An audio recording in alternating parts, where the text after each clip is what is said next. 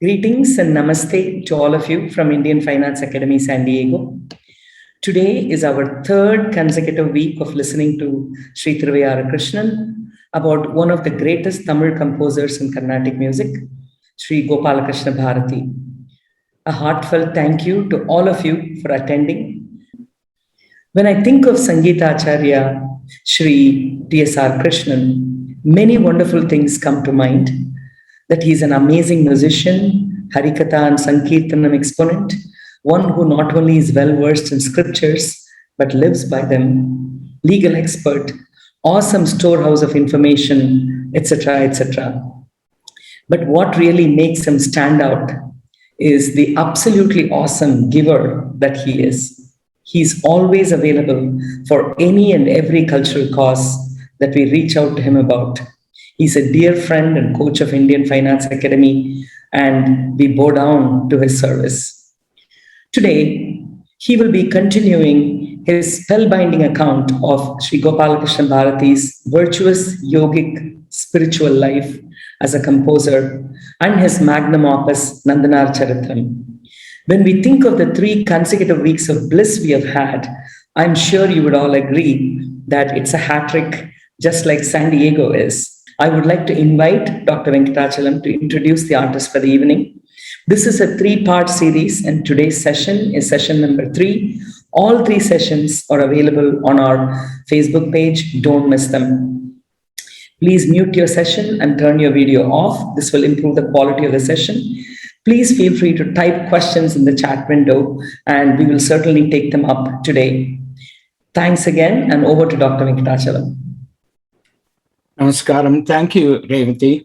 Sangeeta Acharya Krishnan, a Carnatic musician, a superb exponent Sankirtanam and Harikatha tradition, a erudite scholar, encyclopedic knowledge, a professional in international banking and fiduciary, a trusted advisor to Indian Finance Academy of San Diego. His work is a lifelong enterprise.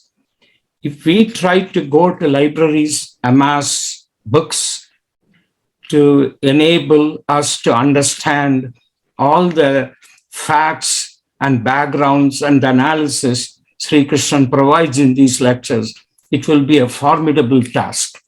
It is made very, very easy now by Indian Finance Academy and with the kindness of Sri Krishnan that we are having today, the 3rd lecture. In the first lecture, he presented the historical background where Gopalakrishna Bharati thrived. In part 2, he presented an analysis and appreciation of several of his works. These have been phenomenal presentations, beautifully done. The recordings available will show you clearly what we mean by that. This lecture today, as Revati mentioned, the magnum opus Nandanar Charitram. With immense anticipation, I request Sri Krishnan to start his presentation. Sri Krishnan.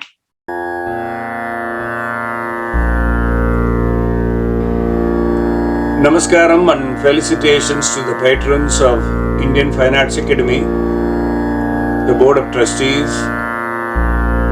and the distinguished musicians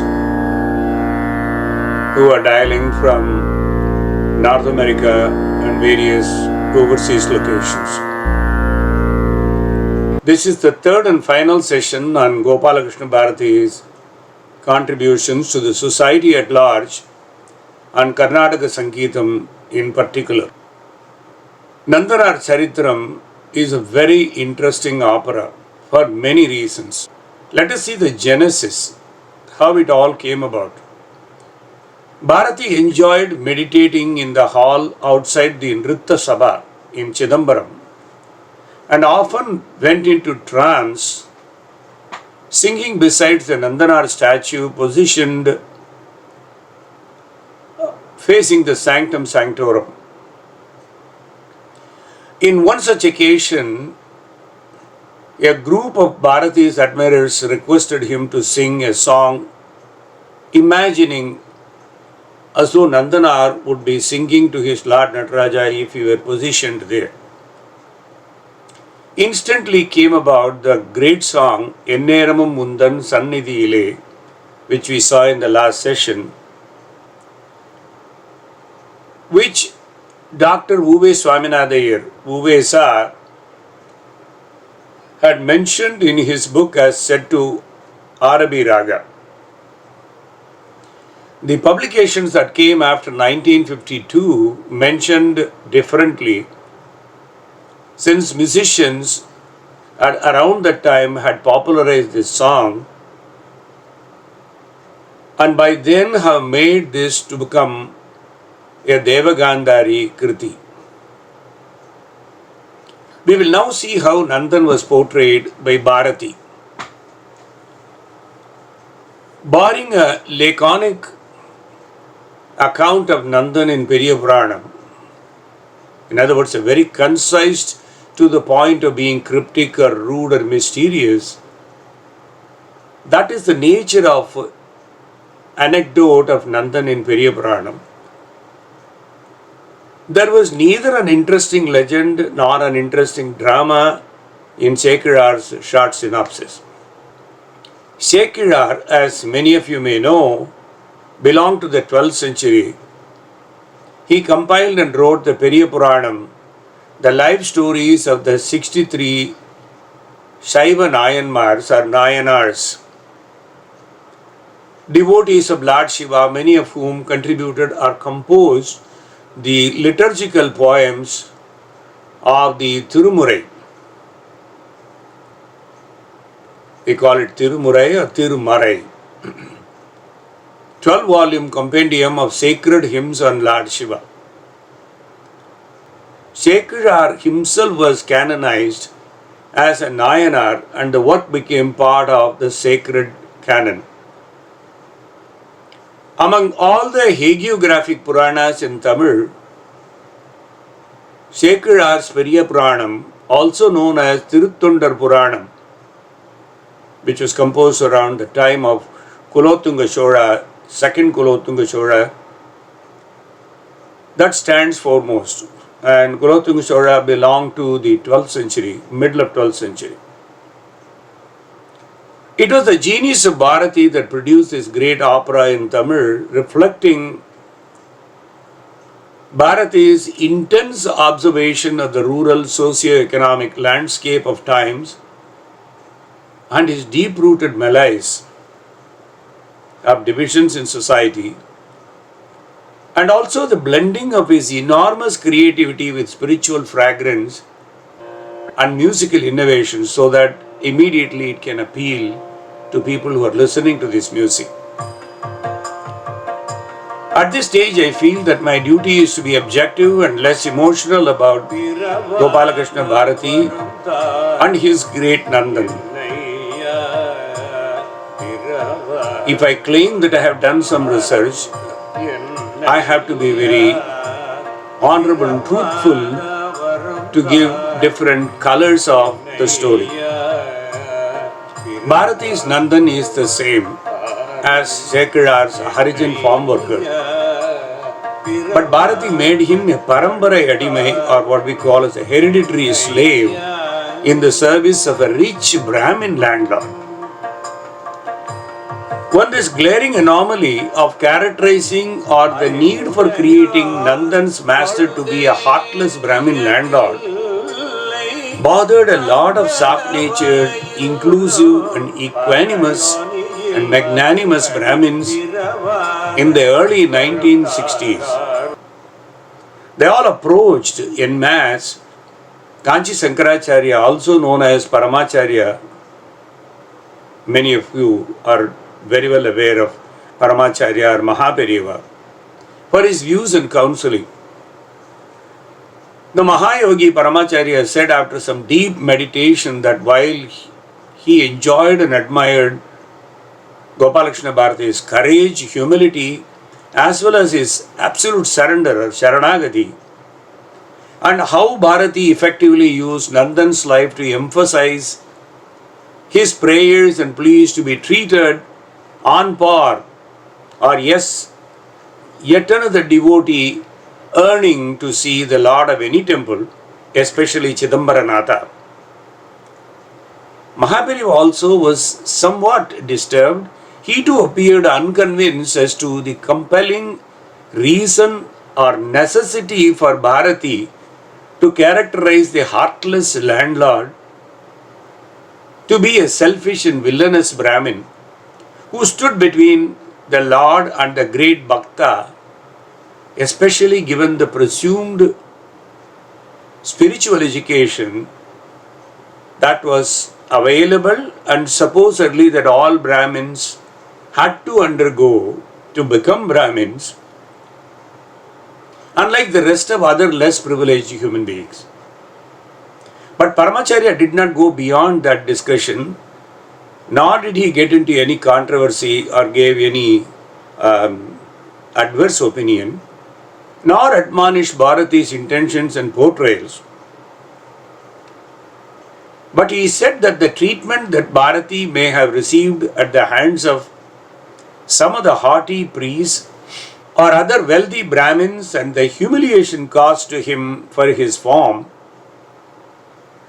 appearance and economic status. Because Bharati, as we will see later, is a very frail, not generally good looking. So the form, appearance and economic status really caused him a lot of hurt from the society around. Paramacharya wondered whether those things might have really prompted or brought out the hidden angst of Bharati to create the Brahmin landlord character as opposed to any other person as a landlord. Needless to note that Paramacharya's concern in this regard seemed very well founded when one objectively analyzes the impact of Nandanar Charitram on millions of common men and the well-meaning social reformers who were instrumental in the opening of the doors of the temples and hearts to all devotees, irrespective of caste and creed. Subramanya Bharati and Mahatma Gandhi have to be quoted in this regard as having utilized Gopalakrishna Bharati's Nandan and the message of the opera for the common good. It's not out of place to mention how Paramacharya used to visit segregated communities of those era, such as Adivasis or Malayvasis they call, and also various slums and gypsy community. Often personally, at the end of forest land or so, to deliver food supplies when roads were cut off and incessant monsoon rains used to disrupt transportation almost annually. I was personally aware of those situations as a teenager. There is an anecdote that due to inaccessibility to a slum area which was in slush due to monsoon rains, Acharya sent an elephant which carried supplies loaded on its back. I brought this out in this context since this unneeded anomaly in the otherwise magnum opus opera is still a sticking sore point even after 150 years since creation of this opera, especially when we painfully witness popular film actors who claim to be great artists and musicians from southern India, whose parents are or were Brahmins, now deem it a fashion to convert to other religions and also actively encourage conversion from Hinduism to other religions, while concurrently demeaning and decrying the small community of Brahmins for their millennia-old customs and traditions and ritualistic observances, all of which were created primarily for the welfare of all sections of the society at large. Of course, these are the same folk who do such publicity stunts to catch the headlines and solicit popularity for pecuniary advantages by demeaning Sanatana Dharma, venerable gods and goddesses as per the scriptures, and Puranas and the incarnations of the Almighty. And they feel that it is a prerogative to write and speak against the temples and the gods and the great literary works, like even Thirupavai, which are meant to be places of worship accessible to all for peaceful purposes. This neo generation of villains go beyond even the historical atheists of the 20th and 21st centuries. Sorry, it's regrettable that I am mentioning these characters in this session.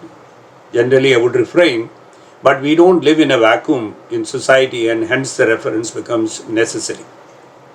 Let's now see Bharati's Nandanar story as portrayed in the Nandanar Charitram without any yellow glass or bias.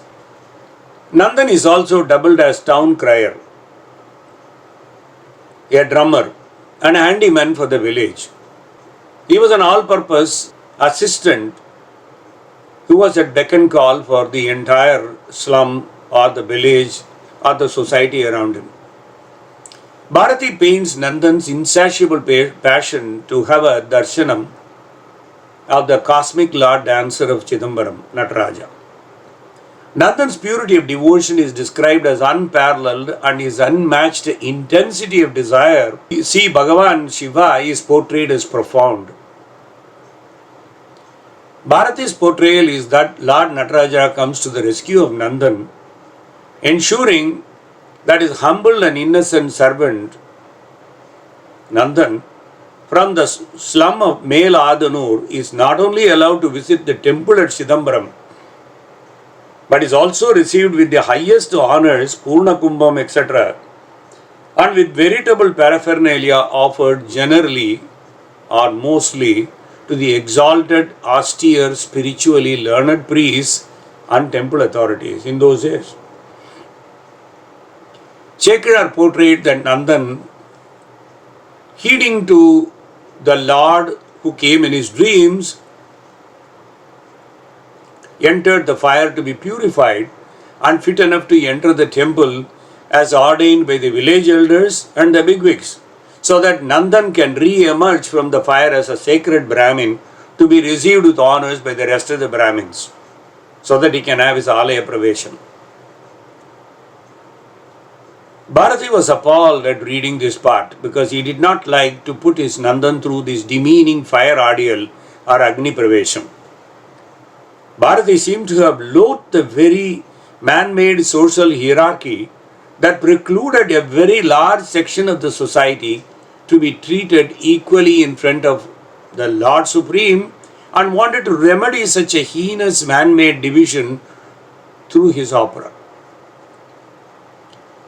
Thus, according to Bharati's opera, the Lord instructs his other obstinate devotees to realize their folly, to receive Nandanar with honors inside the temple. At one stroke, Bharati paints, because Bharati was well versed in Ramayana, he dictates the incident as to how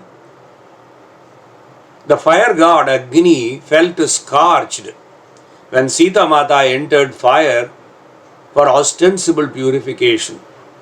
And Bharati wants to save, and thus he saves Nandanar from that very indignity of subjecting him to such a test for establishing his credentials to enter the sanctum of Lord Nataraja. By this open process, Bharati saves Agni too of being punished a second time. The first time being the most embarrassed Agni, absorbing Sita Mata, lamenting the compulsion imposed on him by Lord Sri Rama. An anecdote at this place is very relevant. The great biographer Uvesa writes that he was just 7 years of age when he listened to a visiting musician who came for one of the marriages or so in Tirukundram. Uvesa was visiting with his parents. The musician came from Chidambaram and he sang the Kannada Kriti, Tiyinil Mulgirar, Tirunalai Povar, Tiyinil Mulginar. Tiyinil Mulginar, Tirunalai Povar, Tiyinil Mulginar, Tirunalai Povar, Tiyinil Mulginar. Tirunalai Povar Tiyinil Mulginar, திருநாளை போவாதீனில் மூங்கினார். நாயிலும் கடையென்று நயந்து துணிந்திடும் மாயச் சடலம் போக்கி மறைமுனியாகவே தீயினில் மூழ்கினார். பாழும் நரகத்தினில் படிந்திடும் பாவியான ஏழையன் இடத்தினில் இரக்கமுற்றதோவென்று தீயினில் மூழ்கினார். அரகர சங்கர அம்பலவாவென்று அறிவுடன் குண்டலத்தை பிரதட்சிணமாய் வந்து தீயினில் மூழ்கினார். திருநாளை போவா தீயினில் மூழ்கினார். திருநாளை போவார் தீயினில் மூழ்கினார். The fascinated 7-year-old boy, Bhuvesa, was singing and humming this so frequently that his curious father asked him who taught that song and what is that full song? What's the origin? Bhuvesa responded that as a Nandanar Charitram from the visiting musician who was coming for a wedding in Tirukundram when his father took him there to the Tirukundram family function. Then the father was so astonished at his capacity to grasp a casual singing by a visiting Vidwan. So he volunteered to teach Uvesha formal music lessons, which in turn led him to become a disciple of Gopalakrishna Bharati in due course. That we will come to that. Although Bharati created this song as though Nandan has already entered the fire, after doing this song, Bharati became very troubled at the very thought process, as I said earlier, and he changed the opera as follows.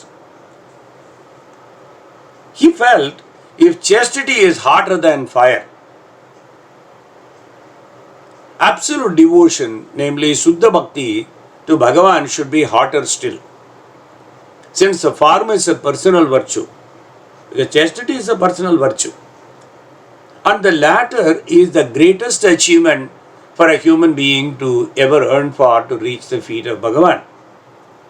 This is the real courage of conviction of Bharati, the greatest social reformer of our times. So it is therefore no surprise that he became the trailblazer to great reformers in less than a century. Bharati makes his Nandan being offered Purna Kumbham and to be escorted to Nataraja with esteemed honors by the temple authorities and priests. Bharati democratized the opera and spread the crusade against untouchability to every nook and corner of the silent south, especially the rural areas, which Subramanya Bharati and Mahatma Gandhi, the father of the Indian nation, followed as a national crusade till they breathed their last. As you are aware, Mahakavi Subramanya Bharati, who belonged to the time frame 1882 to 1921, he was just 39 years old when he passed away, was one of the greatest pioneers of Tamil literature and independence.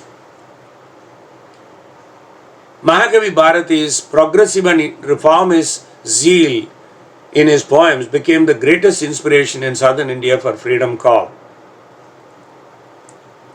Of course, as regards Gandhi, there is a fairly detailed article published by the Indian Finance Academy in their souvenir a couple of years ago on Mahatma Gandhi, which touches upon the painstaking Gandhi taking the message of Gopalakrishna Bharati and becoming the instrument for Alaya Pravesham.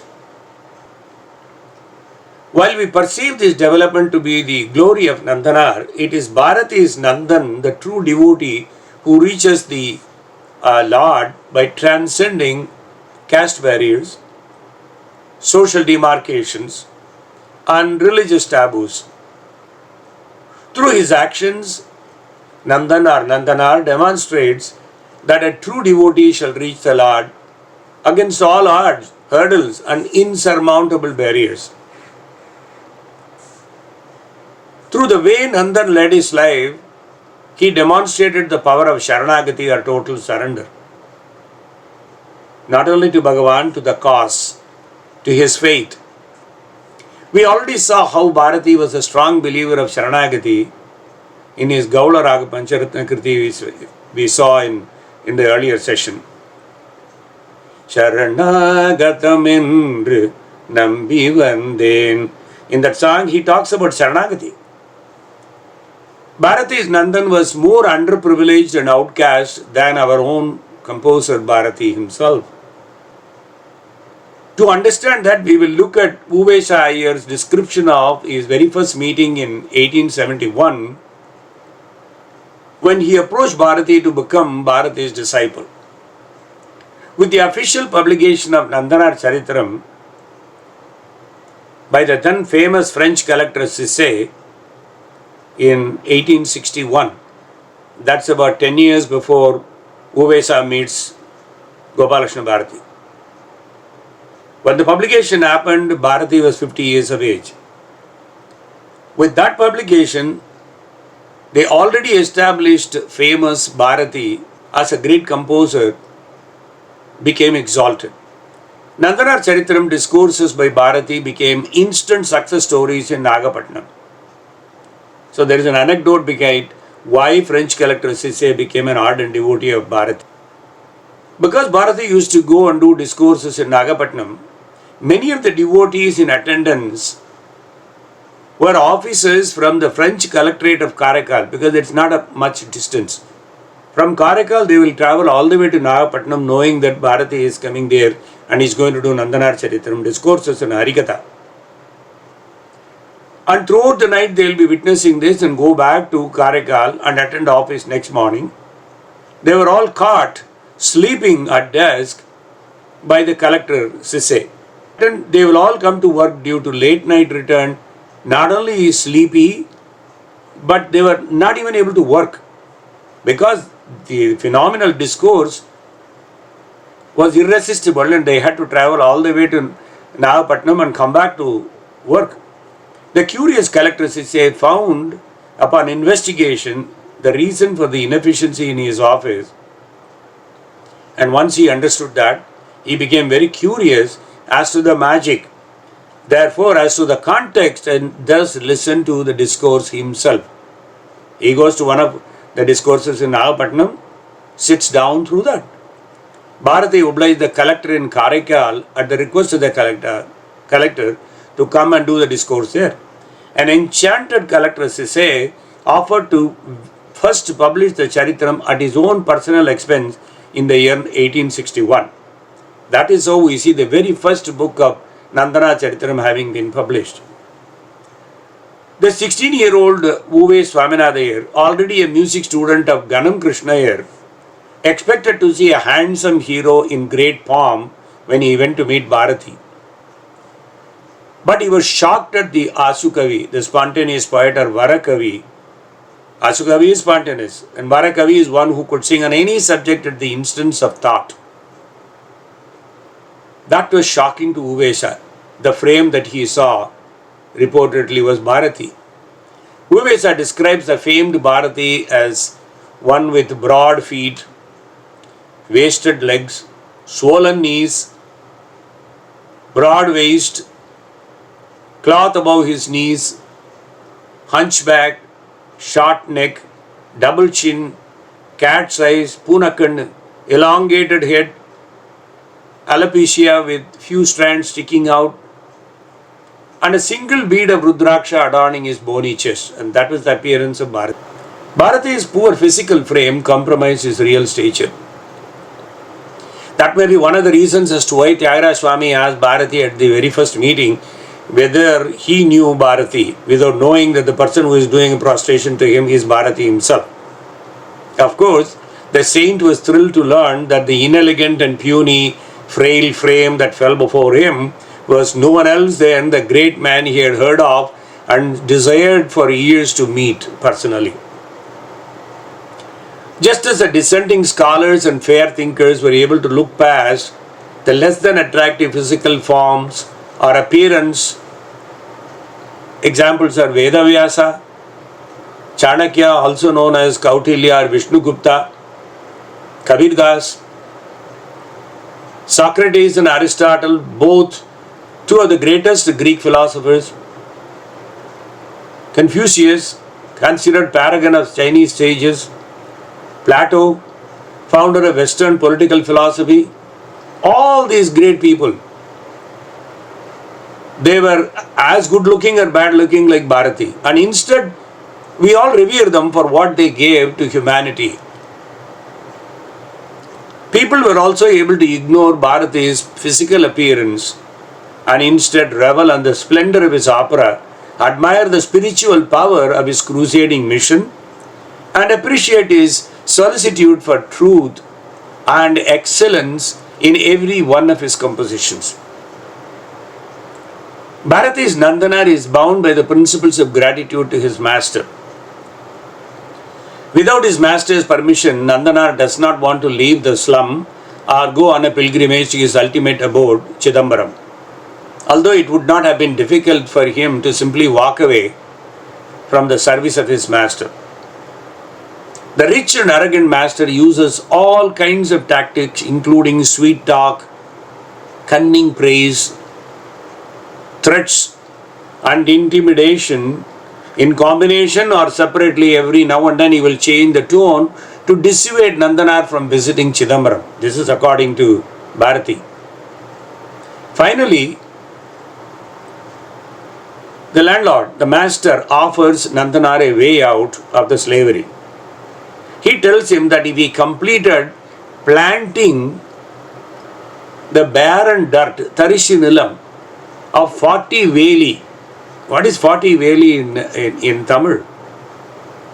1 veli equals 7 kani or 2.6 hectares, which in modern terms, 1 veli is approximately 6 3/4 of an acre, or we can say even 7 acres. So nearly 40 veli had to be planted in order for Nandanar to be released from bondage. That's say about 270 acres, or roughly between 270 to 280 acres. He would be free to go to Chidambaram once he planted it. Nandanar gives up hope and pines for the grace of Nataraja. But when in the morning he wakes up, he finds a miracle happening right in front of his eyes. He goes to see the Tarishinalam, or barren land. Overnight, through an act of divine grace, the land had not only been tilled and planted in full, but the crop had already grown almost mature to pick on the entire 270 plus acres of land. That too wasteland. While Nandanar melts in gratitude to his Supreme Lord Nataraja, his master is completely shaken. His master, meaning here the landlord, the Brahmin landlord, is completely shaken by what he had also witnessed along with Bharati, watching these 270 acres brimming with corn or whatever it is. With utmost respect, the landlord submits himself to Nandanar, falls at his feet and seeks his pardon. Nandanar assuages the master, offers remarkable wisdom, and departs for Chidambaram. There are about 7 songs of this scene alone in Nandanar Charitram. There is a unique Dandakam in Yadukula Kambodhi. Dandakam is one of the 9 genres that Bharati used for Nandanar Charitram. In this genre, in Yadukula Kambodhi, I will sing this song later, time permitting, because this is a very interesting genre. Even though this entire story is only a fiction of Bharati's imagination, the poetry used to narrate the story has the power to melt the hearts of readers and listeners alike. The conversation between the landlord and Bharati in this Dandakam is interesting. We will see that. Nandanar's appearance, actions, statements and advice through Bharati's pen in Nandanar Charitram represents the life of a Jivan Mukta soaked in Vedanta and enshrined in Bhakti and Jnana Yoga. In other words, Whatever Bharati desired himself to be was how Bharati portrayed in the character Nandanar. Let us see how Bharati portrays his Nandan. This song was originally sung in a Tamil pun, and the tune was known as Angusha Dhoni. This has been quoted by Professor S. Ramanathan in 1971 publication.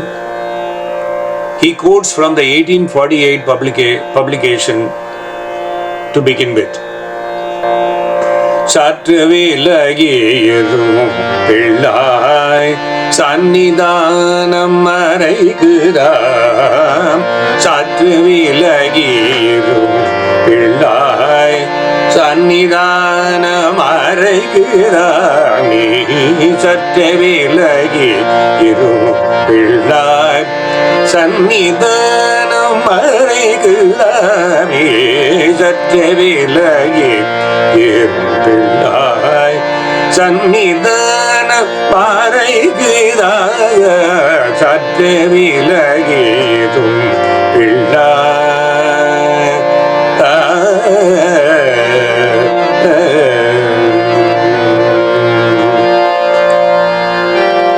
நற்றவம் புரிய நம்மிடம்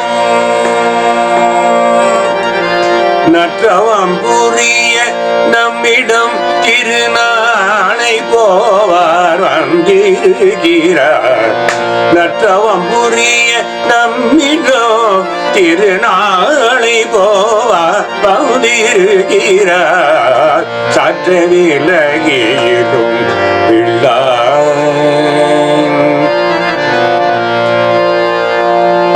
ஜாதி முறைமை பேசுரான் தன்னை இகழ்ந்தும் ஏசுரான். கோதில குணமுடையோன் கோபம் கொண்டால் தாழமாட்டோம். சற்றே விலகிடும் பிள்ளாய். வேத குலத்தை போற்றுரான் விரும்பி விரும்பி ஏற்றுரான். பூதலத்தில் இவனை போலே புண்ணிய புருடன் ஒருவனில்லை. சற்றே விலகிடும் பிள்ளாய்.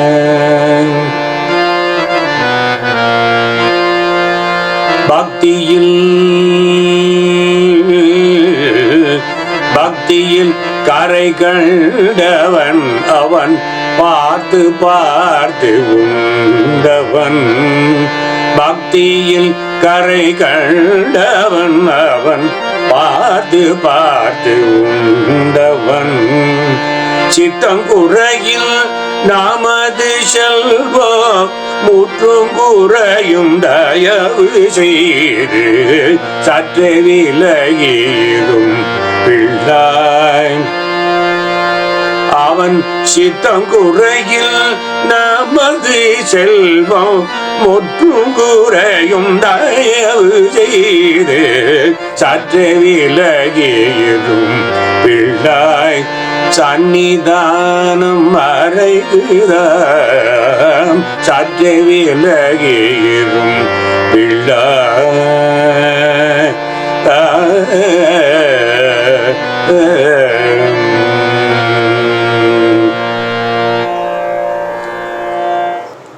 He makes Lord Shiva talk in this song to Nandikeshwara and asks him to move a little to accommodate Nandan, who has come all the way to see him.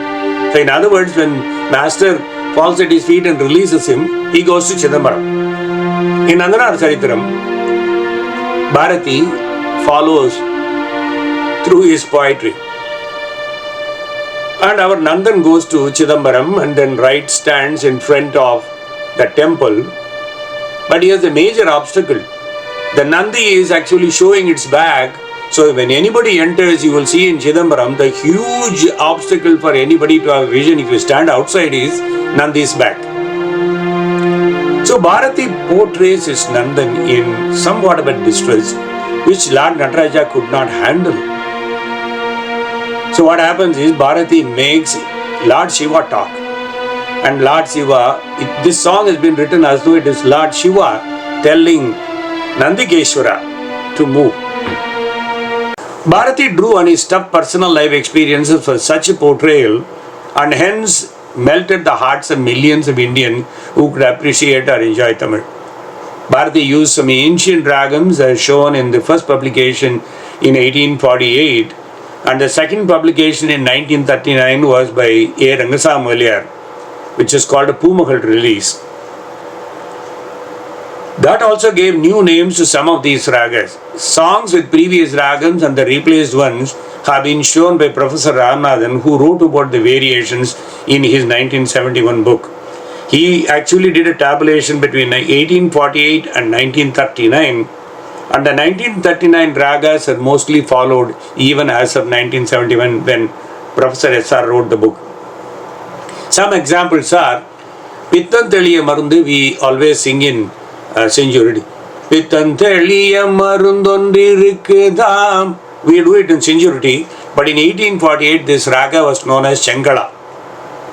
And there is a raga called Kannada Piyagu for a song Viruda Janmam, but now sung in Darbar. And the famous Uttaram Taram Todi Kriti was originally sung in Deshika Todi. And the song which I taught to my class, to my disciples is Nanda Unakinda Madi Tanda Darada in Mohanam. Because from 1939 the song's raga is shown as Mohanam, whereas the original raga shown in 1848 publication was Varali. Similarly, Chidambara Darsanam is today in Mughari, it used to be Saveri. Chedi Swalla is now in Dujavandi or Kedaram, people sing either one of that, but that used to be sung in a raga called Kannada Piyaku in 1848. Sivaloganathanai is a specific example where we sing in Maya Madagowda, but the ragam originally attributed to this song is Senjurity. Most of those songs are in Kirtana form with Pallavi, Anupallavi and Charanam. In fact, I am tempted to sing many of these songs, but we don't have time. So some other time we will take care of this. However, a dozen rare forms were used within those opera songs. Not necessarily Kirtana form of Pallavi, Anupallavi, Charanam, but a dozen other genres were used to represent these 90 plus 93 songs or so. Bharati also interspersed the songs with Viruttam. It's a non-metrical poetry. We call it a Chayyul when it is not sung with music. When you sing with music, it is sung, it has got a name for its own called Viruttam. Such an encompassing renaissance, Tamilpan or Sangeetam had not been witnessed for over a millennium until Bharati's arrival. Professor Ramanathan did a great service to the Karnataka Sangeetam world by identifying each one of those 93 compositions as to their format, classification, etc. Whether it was a Kirtanai, Kaduka, Dandakam, Shindu or Nondi Chindu, Kanni, Kummi, Ananda Kalipu, Irushul Alangaram, Eshal, Tukkada, Savai, Lavani. This is a rare treat and grammar of musical formats. I don't want to simply say this and walk away, because definitely you will say, why not you demonstrate some of these genre formats? I'll quickly try to do a 1 or 2 minutes to pick one item or so. So for sampling, I'll mention a few songs and the genre that they are classified under that. And all these are available in Professor Ramanathan's old publication of 1971.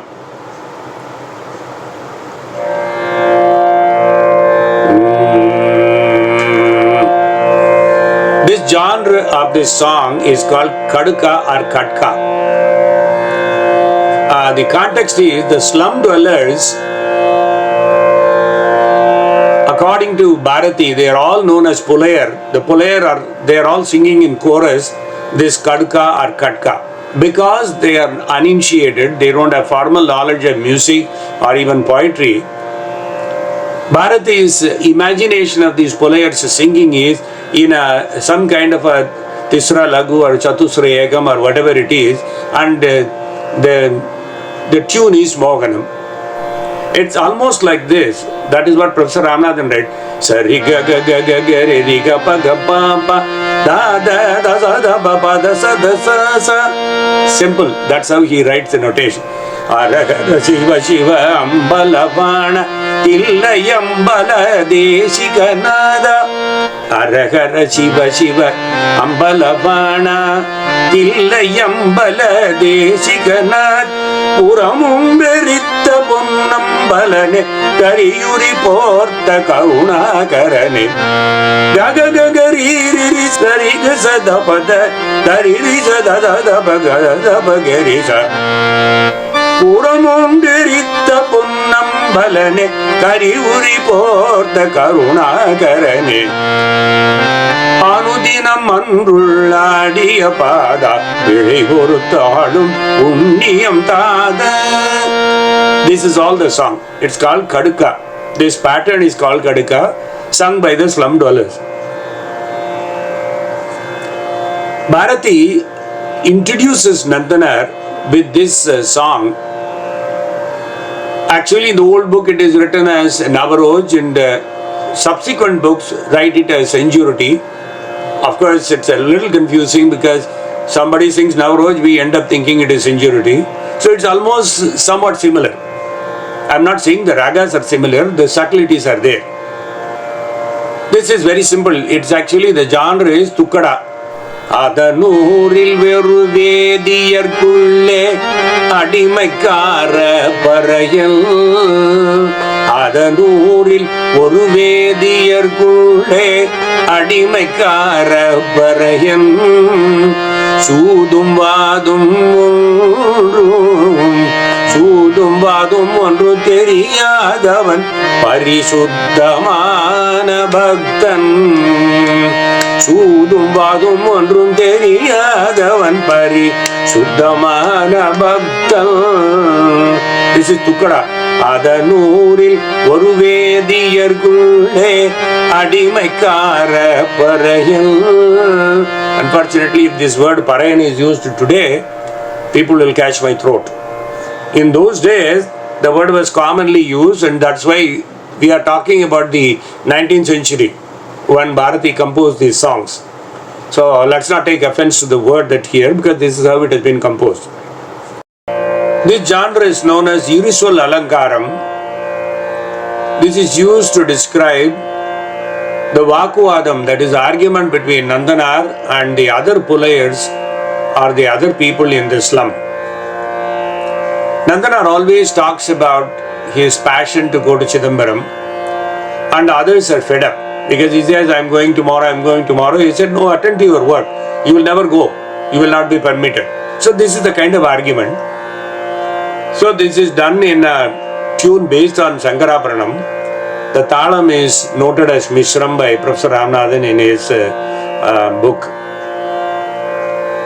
It is actually only two lines. The first line is sung in very high pitch, second line is sung in low pitch.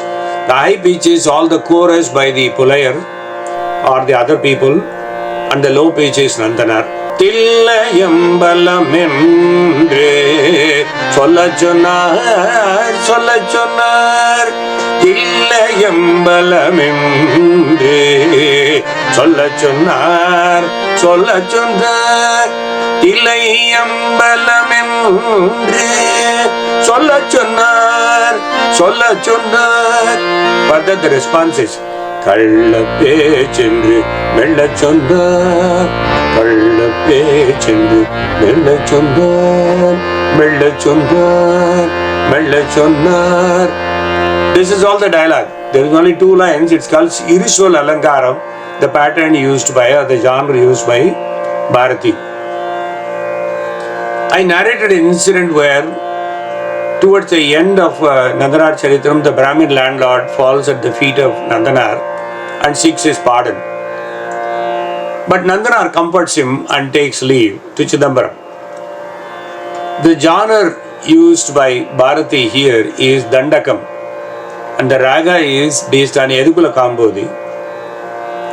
This is actually landlord confesses and Nandanar consoles and responds to him, and he says, don't worry. Whatever you did was not on account of you, it was bound to happen. Something like that. But still, the landlord regrets, and his regret and his confession is in the words that he had done in the Dandakam.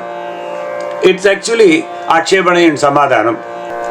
ஏழை பார்ப்பான் நான் செய்திடும் பிழையை ஏற்றுக்கொள்ளாதே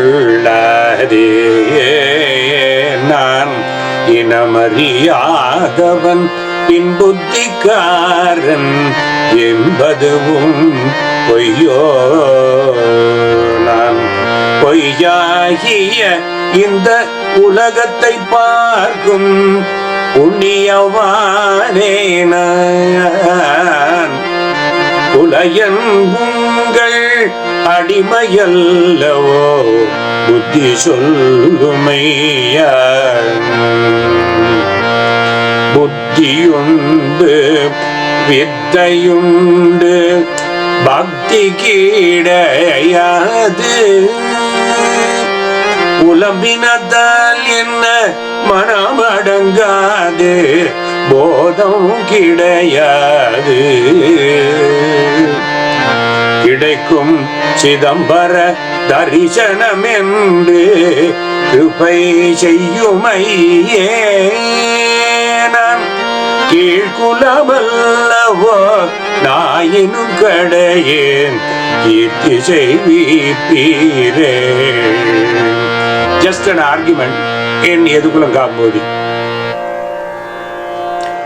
The last piece I am going to sing is a genre known as Savai, and the tune is based on Kedaram and the Talam is Kandalagu. This is after Nandanar reaches Tirupungur. This is how Bharati explained. தலம் வந்து வீதி பலம் வந்து கண்கள் காலம் வந்து வீதி பலம் வந்து கண்கள் ஜலம் வந்து சோறும் பாலம் வந்ததெங்கள் காலம் வந்து வீதி பலம் வந்து கண்கள் ஜலம் வந்து சோறும் பாலம் வந்ததெங்கள் குலம் சுத்தமாச்சு மனம் வெந்து போச்சு நாளம் கண்டோம் என்று நிலம் கொண்டு நின்றார் குலம் சுத்தமாச்சு மனம் வெந்து போச்சு நலம் கண்டோம் என்று நீலம் கொண்டு நின்றார் தாளம் வந்து வீதி பலம் வந்து கண்கள். So this genre is known as Savai. Nandanar Charitram is a comprehensive opera with an exalted status of the model. The model Tamil opera, from different perspectives you can just call it a model. For the selection of ragams and talams, nearly a dozen genres and categories of formatting in Tamil Pan. The nice flow of the storyline and different genre following one after the other, and the songs and the genre so beautifully embedded that when you try to sing in a different genre, you will not get the hang of it. And how Bharati whipped the society majestically by highlighting the discrimination while bringing out his angst to correct the societal ills by an effective storytelling in an exalted musical form. Bharati's opera was an instant blitz. The book, graciously published by collector Sisse, went for a reprint the next year. The songs and message spread like wildfire through the villages and towns to hundreds of thousands of young and old. Dramas and musical discourses were seen everywhere, and the songs became the delight of the connoisseur and the uninitiated, theists as well as atheists. Tamil Nadu has been the mother of musical discourses, Harikatha tradition, and suddenly Nandanar Charitram became the every other program by popular demand. A social revolution has been ignited and it began spreading like a wildfire storm. Decades later, movies on the story of Nandanar were made and devoured with passion by millions. The first of these was a silent movie in 1923, and then came a talkie in 1930. Almost 5 years later, that's in 1935, the famous Ellis Duncan produced the movie Bhakta Nandanar. It was with a great star cast which included the then famous K.V. Sundarambal, also a musician, as Nandanar, and the famous Karnataka Sangeeta Vidwan Maharajapuram Vishwanath Iyer as the Brahmin landlord. In 1942, Gemini produced the most successful version of the opera, and S.S. Vasan started marketing for it aggressively. The movie Nandanar featured M. Dandapani Desikar, a great Tamil Isai exponent, and Karnataka Sangeeta Vidwan as Nandanar. Sri Desikar sang 20 out of total 31 songs in the movie. The movie sparked the uproar against untouchability in Tamil Nadu first, and it soon became a national movement. Famous political leaders and reformers jumped into the fray, and the message of Bharati became universal. While many scholars who analyzed Bharati's life and poetry came up with superlatives, as always, a handful raised their doubts regarding whether Bharati saw in Nandanar an epitome of social wrongs, or was he simply using Nandan to express his own pangs and sufferings. Deferential scholars eventually concluded that Bharati was yet another edition of the Saint Nandanar. It would require some serious soul searching and first-hand experience of each one of those gems in Nandanar Charitram to come up with a fine dissertation on his contribution to the music world, especially Karnataka Sangeetam world. Let us see some anecdotes from Bharati's life. Gopalakrishna Bharati was a saint even though he neither dressed in saffron attire nor to show off nor publicize that he was a sannyasi. Sannyasi is a mendicant who has renounced all desires. When the great physician Mahavaidyanatha Shivan, or Mahavaidyanatha Iyer as he is often known, for those of you who don't know the timing, he lived a pretty short life. He was less than 50 years old when he passed away. He was between 1844 and 1893. Shivan used to visit Chidambaram, Mahavaidyanatha Shivan. Even whether he visited Chidambaram or Mayavaram, wherever Bharati was staying, Vaidyanatha Shivan insisted on staying with Bharati in Bharati's humble residence as a mark of profound respect, while declining invitations from very rich landlords and village chieftains as a mark of respect. Bharati's Spartan lifestyle made Vaidyanatha Shivan a great admirer of Bharati. Bharati was independent, devoid of material wants or needs. Towards the later part of Bharati's life, he regularly collected 60 rupees for each performance, but left the entire amount with the host and issued some kind of a chitta, hand notes like checks on palm leaves to hosts to hand over those donations to the needy and for charities. With a few thousand rupees so collected with various hosts, Bharati started charities in Mayavaram and Chidambaram temples for food and other donations, and hoped that philanthropic patrons would continue such efforts even after his time. Bharati admired and respected noble men who did service to humanity. For instance, he called Vedanayagam Pillai a Purushameru, noblest of men. Who was Vedanayagam Pillai? He was not only a great poet, a novelist, a social worker, but he district Munsif Vedanayagam Pillai, ICS. He lived between 1826 and 1889, served as a civil servant for 13 years and was a great admirer of Bharati. Pillai had arranged a grand musical discourse on Nandanar Charitram by the maestro Thanjavur Krishna Bhagavatar, about whom many of you may have heard. Krishna Bhagavatar lived between 1847 and 1903. Bhagavatar was renowned as the father of Thanjavur Harikatha Bani, also known as Katha Kalakshepa. And in fact, Pillai had invited Bharati for the program of the Harikatha. The discourse was grand and well attended, and Krishna Bhagavatar was making copious, venerable references to the eminence and excellence of Gopalakrishna Bharati, totally unaware that Bharati was seated right in front of him.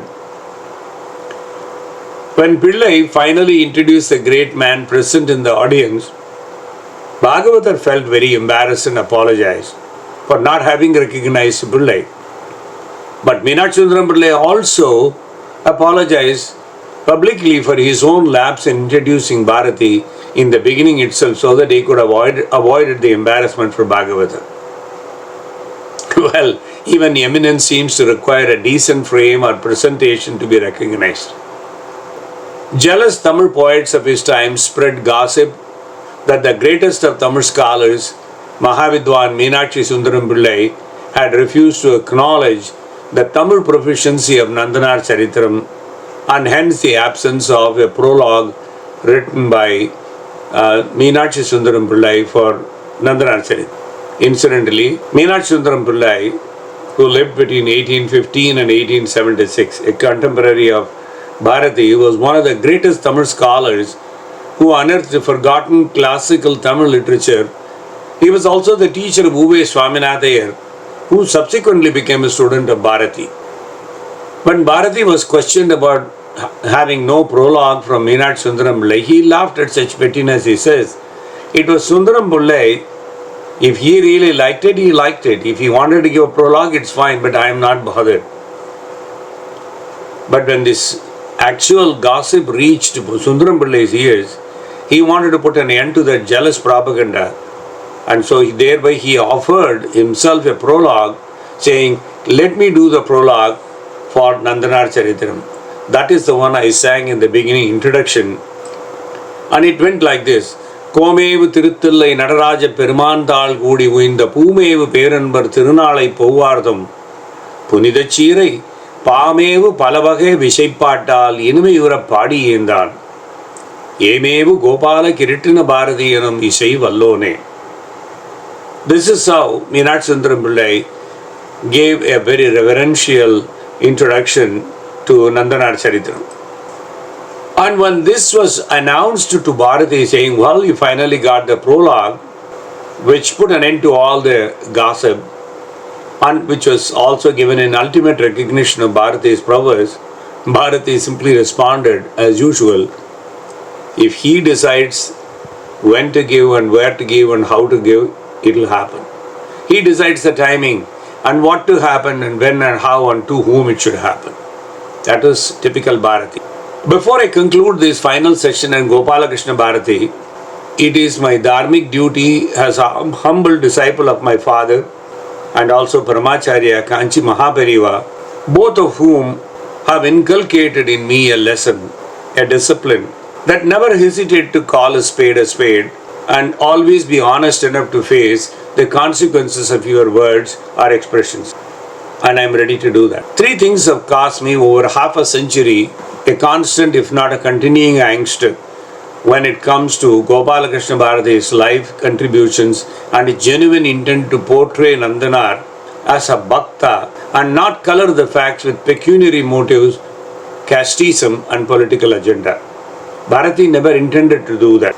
But the portrayal by subsequent people have contributed to all of that. And that is the angst which I have gathered over the last 50 years or so. I continue to have the angst.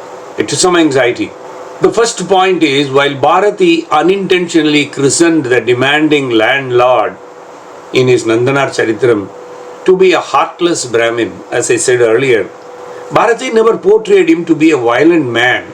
I don't think anywhere in Nandanar Charitram there is mention that the landlord, albeit he was a Brahmin, was punishing Bharati with sticks and beat him and put him through painful punishments. The correct facts are in the 1899 publication of Nandanar Charitram has Bharati visualized and composed the whole opera.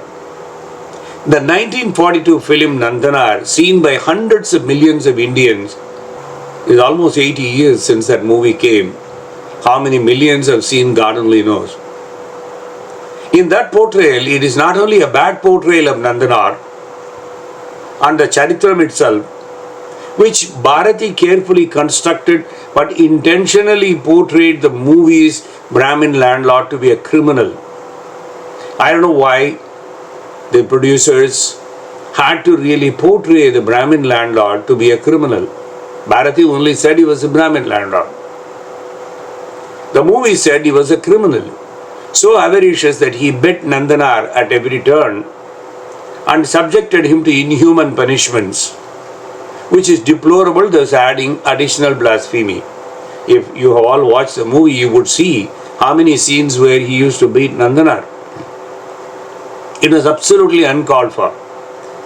95% of the current day artists, musicians and scholars and common folk unfortunately go by what they see in such portrayals in audio visuals in movies and do not spend the needed time to investigate and compare the real facts. Even those like me who have placed Bharati at the highest pedestal, I had been disappointed with the choice of the cast of the landlord and unwanted portrayal straying too far from sacred arts Tirutondar Puranam. I don't want to belabor that issue. The second point is, as I explained in this segment earlier, Bharati never threw Nandanar on fire. That was not his intent. He originally thought he is going to send Nandanar to do Agni Pravesham. He didn't even sing that song. But nor portrayed the Thiruvaiyaru Brahmanargal, Muvayiram Andanargal, to be heartless villains waiting to see the poor man Nandan burn himself in their presence by Agni Pravesham. It is the film that seemed bent on portraying the villains pressurizing Nandanar to enter the fire for purification. In fact, Bharati uses the 3000 Thiruvaiyaru Brahmins or Thiruvaiyaru Andanar to run to Bharati to plead that they would like to take him with Maryada to the temple. But Bharati runs away from them, saying, Kitte neringi varavendam Swamigal, Kadil ketta perku pavam varum yanadu janmam. My janma is so bad. Such a poor man I am, sinful. You cannot even come near me. You should not. You are all very exalted people. This is what he says. In the words of Nandanar, Bharati puts it through. Kitte neringi varavendam Swamigal. This is a response to the Brahmins who approached him with so much humility. But the Brahmins respond back to Bharati saying, Sadiyil uyarndal enna. In the perum perumiyum illa Sadi perumai kondadale, Sankaranar arihil vandu ஆதரவுடன் வரங்களிந்து அழைப்பாரோ சேர்ப்பாரோ. சங்கரனார் அருகில் வந்து ஆதரவுடன் வரங்கள் ஈந்து அழைப்பாரோ சேர்ப்பாரோ. Is that a requirement for Lord Shiva? That your jati is so important for him to come down and show all the love and compassion to you?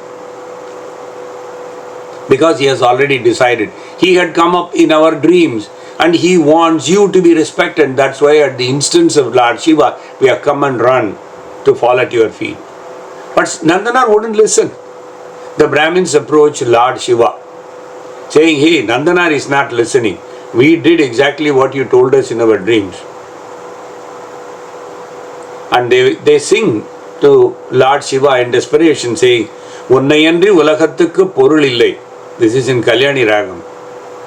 Unnayandri ulakattukku porul illai. Uttamane engadkuriya thunayum illai. Odu Nandanar thammai varacheyyum. Oodin vinai devirthavatku arucheyyum. We have pleaded, ye didn't oblige. It is up to you to make Nandanar convinced about our approach so that we can do all the Maryada to him. The third point I have, over the decade, some of us seem to rely more on Google, YouTube, in general internet, and for information, Wikipedia. And even many of the seriously spiritually inclined folks, they too take this internet-based digital media without a question or as sacrosanct or verified data. For example, out of the 31 songs shown in the 1942 film under Wikipedia, about 15 to 17 songs in the 1942 film of Nandanar seem to be available on YouTube for listening, of course. But even those songs, when you open those specific videos, show incorrect movie title and the year of production, because there were so many Nandanars taken over several decades, and even other relevant information applicable to the 1942 film. While Papanasam Shivan and Kottamangalam Subbu, as music advisors, have also contributed their lyrics for some of the songs, the majority of the songs for Nandanar film are sung by M.M. Dandapani Deshikar, or by oversight, maybe, I don't know whether it is deliberate or otherwise, attributed to Sivan or Dandapani Deshikar as the composers of those songs, which you will agree is incorrect. An example is the clip that my brother showed with Dandapani Deshikar praying Peravada Varam Tharum, but in a silent form. But he used my Arabi Ganaraga Pancharatna Kriti rendition as the background for Deshikar's video. Since the 1942 movie showed the Latangi Kriti of Sivan, Peravada Varam Tharum Pimmane, actually sung by Deshikar. This is only to set the record straight. I am giving you these details. Finally, all these observations only go to prove once again that the onus is on us, the serious fans of Karnataka Sangeetam and Tamil poetry and admirers of Gopalakrishna Bharati, to deeply investigate, at least more and more and closely, not simply rest contented that the internet is spoken and that's the final word, but try and spend some time to investigate the veracity of much of the data there. Finally, to wrap up this session, first it was Andal, the divine consort of Bhagavan Sri Krishna, sang to unite the underprivileged with Paramatman, because he himself took the ultimate incarnation as a cowherd to dispel all notions of all man-made social hierarchy when it comes to the service of Bhagavan. Of course, leaving aside Andal, although she is considered as one of the Arvas, the 10 Mudal Arvas we call as the Arvas that are generally considered 10 Arvas. These are the greatest Vaishnavite saints and saints, and also the Nayanmars who are exclusively focused on Lord Shiva. They all reinforce the dictum that birth does not give any overriding right over true spiritual sadhana in order to reach the lotus feet of Bhagavan. 1,000 years to date, Sri Ramanujacharya, the greatest reformer the Indian society could think of, reiterated it through his long life of 120 years, which Swami Vivekananda himself explained in his Historical Evolution of India, who lived between 1863 and 1902. He wrote in the book, the movement of Shankara forced its way through its high intellectuality, but it could be of little service to the masses because of his adherence to strict caste laws, very small scope for ordinary emotion, and making Sanskrit the only vehicle of communication. Ramanuja, on the other hand, with the most practical philosophy, a great appeal to the emotions, an entire denial of birthrights before spiritual attainments, and appeals through the popular tongue Tamil, completely succeeded in bringing the masses back to the Vedic religion. As you all know, he stood on top of the temple tower in Sri Perumbudur to give the induction to all masses irrespective of caste and creed, the Ashtakshara Mantram, Om Namo Narayanaaya Namaha. Sant Jnaneshwar followed and set the place for Bharati as the exalted status over the rest of glamour. Jnaneshwar, as you know, he was also known as Dhyaneshwar or Dhyandev or Mauli, lived only 21 years, 1275 to 1296. He was believed to be Bhagavan Vishnu himself reincarnate and was the writer of Dhyaneshwari, also called Bhavartha Deepika, a commentary on Bhagavad Gita in 9999 Marathi verses, one short of 10,000. He broke all taboo on bringing Gita to masses. Born poor and almost abandoned, but rich in poetical, musical, intellectual and spiritual accomplishments, Gopalakrishna Bharati rose almost from dust to sainthood.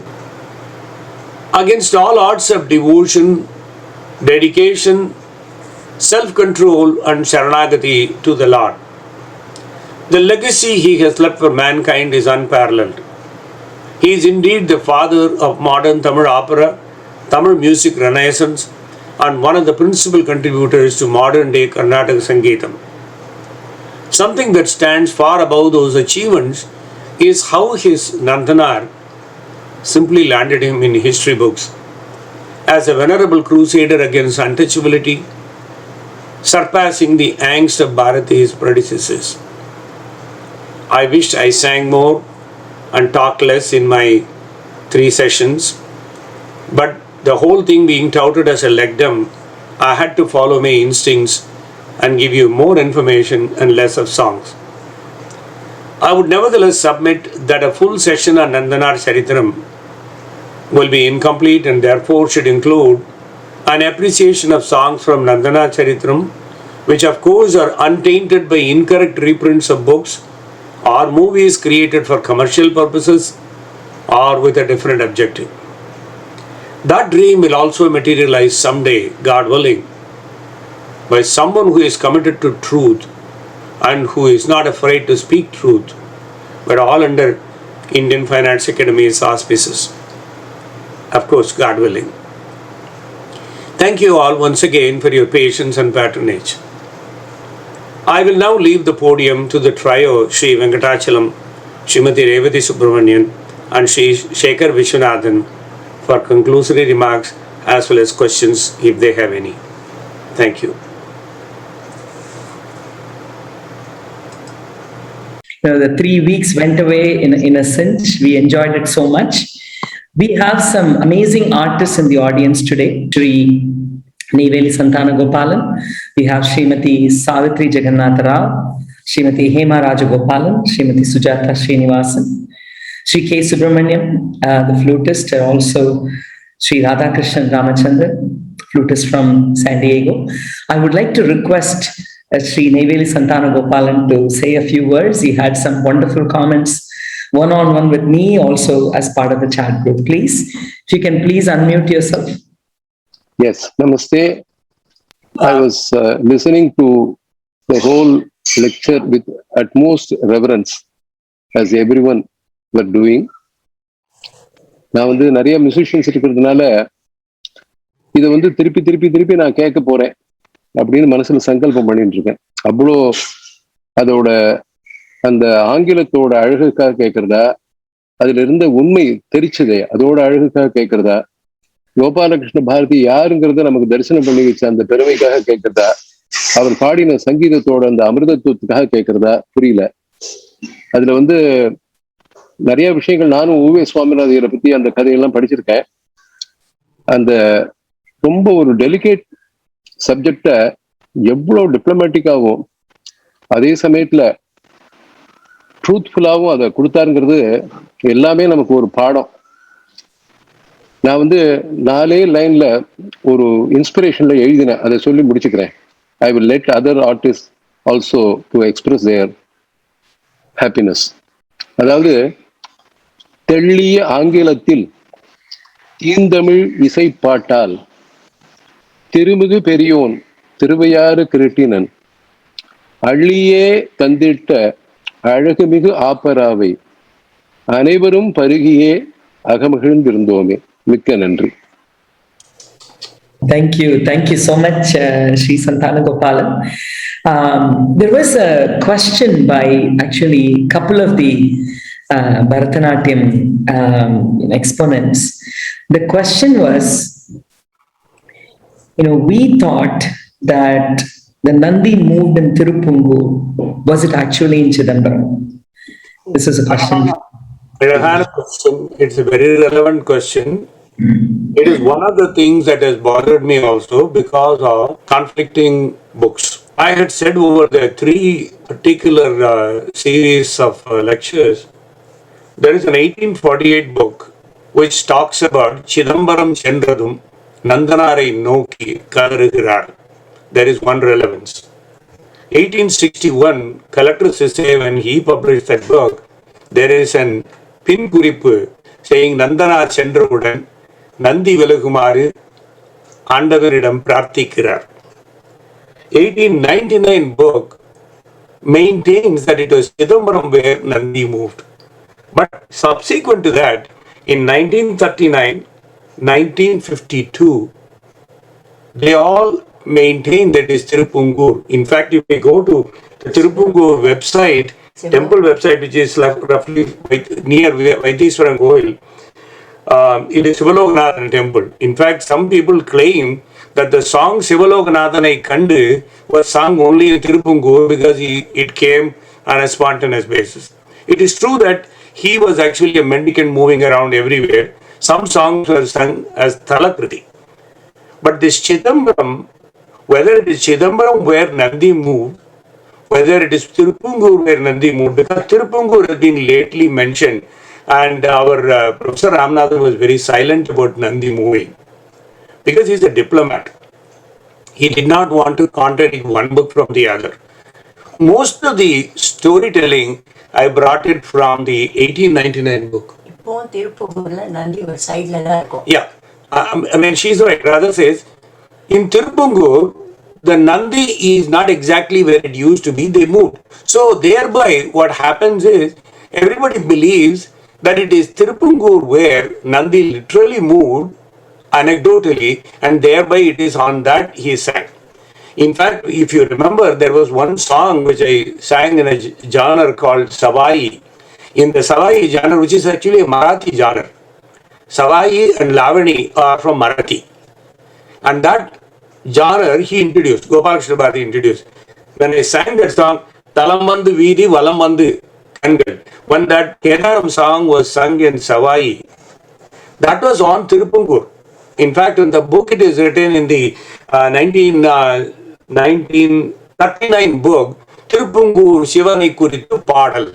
That's how it is written. But I had to show both. At the time when I was talking about Chidambaram, because what happens is, when he runs to the landlord and landlord says, now I am going to take you, and Thillaivar Andanargal came and took him. So the sequence is, Thillaivar Andanargal came from Thillai, took him to Thillai so that he could be given Purna Kumbham to enter the temple. And that is when rest of the people were complaining to Nandanar, saying, if Nandi is going to show like this, how are we going to do? So there is a division in opinion. Is that Tirupungur based on the Talamandu or Valamandu or whatever it is? Or is it because Thillaivar and Nandanargal took Nandanar to Thillai, and that is where actually in the Alaya Pravesham happened first? So that question, I wish I had a perfect answer for that. But in all these things which are 150 years old, if I say 4 times the same answer, somebody may say, okay, Mama has said, so it may be correct. I don't want to do that mistake. I already said it in one of the sessions that if somebody lies 10 times, it becomes truth. I don't want to either say it is Tirupungur or Chidambaram, but I salute that artist who raised the question. It's a fantastic question. Do I have the correct answer? I don't have, because I sang the Tirupungur version of the Talamandu. At the same time, I have to talk about the 1899 book, which mentioned about Chidambaram Varthillai Val Andanargalai. Andanargal Nandanai Kupittu Kondu Pogumbodhu Nadanda Vidhi. That is the way it is written. In fact, that is a book available, digital book available, the 1899, not in reprint or anything else. If somebody is interested, it's almost like in a manuscript form, I can share with them. Thank you so much. I would like to read something Srimati Savitri Jagannatha Rao has written. She said, very moving and great experience to listen to this wonderful Vagayakara, Sri Gopalakrishna Bharati, thanking the team of Indian Finance Committee members who have organized these three parts of Lectem. Please organize a full session of hearing the compositions by Sir. So I think it's a wonderful suggestion. I am sure Sri Venkatachalam and Sri Shekhar would second that and third that. So if you would like to say anything, Sri Venkatachalam, please do so, and then I'll hand it over to Sri Shekhar. Yes, I was just thinking of that. So since so many have enacted it, and we have questions about whether the version is the right one or not, why not let our dear Sri Krishnan direct a show for Indian Finance Academy?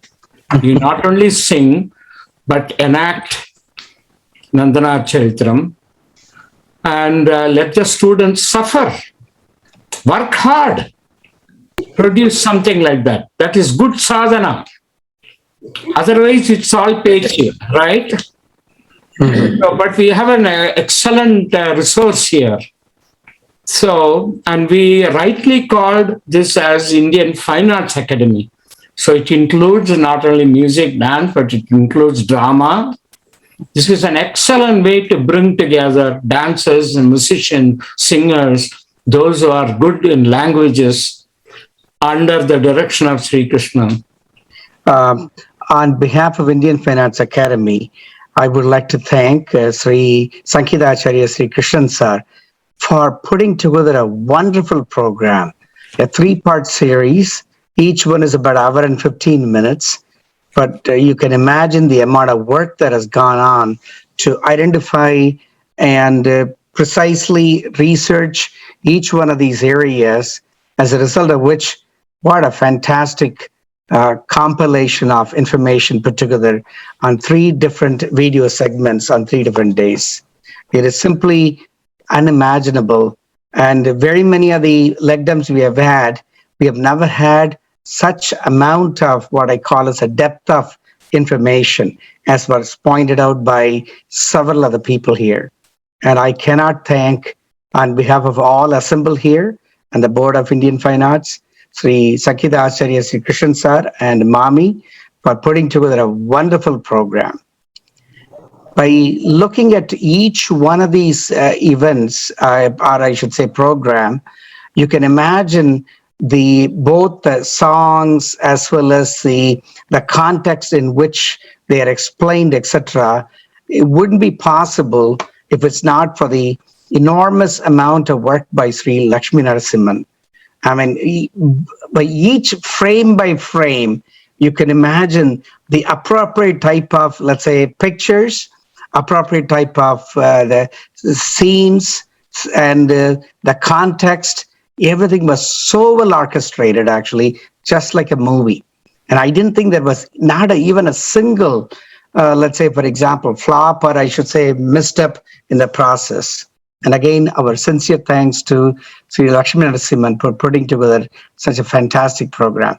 Those of you who may not know, each one of these program, it probably took well more than 50 hours of compilation of videos, information collectively assembled and choreographed, and most importantly, sewn together to make sure they literally represent the topic of the particular evening. And that was done so well by both Sri Krishnan Sir and Sri Lakshmi Narasimhan, and of course with Mami's help, which I'm sure that she was quite involved in every one of these aspects.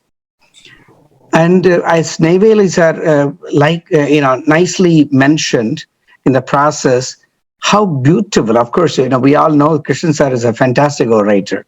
And he can speak in Tamil, English, Hindi, Telugu so well, because I have physically witnessed for the last 15 plus years the process. But such a vast topic, as you can imagine, he can talk equally the same way by being in presence of all of us in the process. But this was nicely done in such a way that we can get to enjoy this for years to come, as was pointed out by Sri Neyveli sir, that we have to watch the video again and again. Let me hand it over to Sri Krishnan sir for a concluding. This is not from an older brother to a younger brother, because neither Narasimhan nor me, we are generally not mushy people trying to promote children, grandchildren, brothers, sisters, etc. One thing I can say is, he has been a taskmaster. If I had only talked this series and there were no visuals or audio visuals or the showing done by him, this would have been hardly 10% or 20% acceptable, because after 10 minutes of talk on a frame, I have no patience, because then we turn around to take a cup of coffee or walk around, put a video and go. But the fact that at least 49 people tuned in the beginning, in 75 minutes there is still 49 people on Zoom, and I'm sure he followed an harmonium. Everything I sang, I gave it to him. I just simply gave it to him, all this, and then he starts thinking about every frame. For the final edit, he shows, edit meaning he wants to show. Then when I say remarkably done, he said, that's not why I called you. I wanted to pick holes in it. That is humility. And plus the amount of knowledge, amount of information he has gathered. One word I say and then leave it. If I say collector, he goes to Karaikal collector's office of that era of 1861 and gets a picture of that. So that much of obsession he has to come to the truth of it. Couple of times he used to say, well, you are very harsh, but I cannot question. You go ahead. I will try to milden it by putting some visuals, because when you talk, you don't know. Sometimes you can be very harsh. I said at 75, I cannot change. As Sri Santana Gopalan said, unfortunately, two people have told me, live by truth and truthfully live. If you cannot, one janma waste. Paramacharya adan chona, enga appa adan chona. So I have to really thank them for giving me at least the ability to openly say that, and for Perival like you people tolerating me for saying that for the last 15 years. I have never hesitated to call a spade a spade. Thank you for the opportunity. Thank you. Thank you. Thank you so much. Please like our Facebook page, Indian Finance, and on our YouTube channel, we should have the complete uninterrupted, recording of this event as well. When I think of both the Sri Krishnan and Sri Narasimhan, I'm reminded of what famous actor Denzel Washington once said. At the end of the day, it's not about what you have or even what you have accomplished. It's about who you have lifted up, who you have made better. It's about what you have given back. I think they have really shown us, how to give back. Giving money is very easy. The amount of time, love, effort, and hard work they have put into this, I think we are indebted to them forever.